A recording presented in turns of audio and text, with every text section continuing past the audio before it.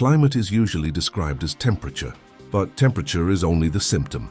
The real regulator of climate is water. Water moves energy more efficiently than air. It absorbs heat without increasing temperature. It transports energy through evaporation. It releases that energy elsewhere through condensation. When water cycles properly, climate stabilizes automatically. When water cycles break, temperature becomes extreme. Most modern landscapes are hydrologically broken.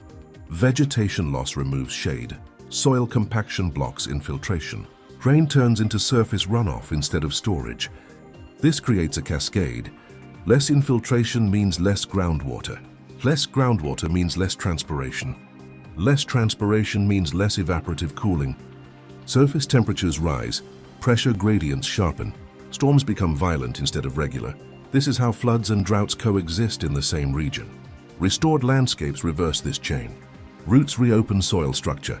Organic matter increases porosity. Water infiltrates instead of escaping.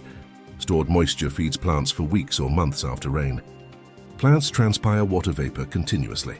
This vapor cools the surface. It also contributes to cloud formation. Clouds reflect solar radiation during the day. They reduce heat loss at night. They stabilize temperature swings. This is passive climate regulation. No machinery, no energy input, no external control. Watersheds become thermal buffers. Flood peaks flatten. Dry seasons shorten. Weather patterns regain predictability. Large-scale restoration can alter regional climate without touching the atmosphere directly. Climate repair begins at the surface, with water allowed to move slowly, deeply, and repeatedly.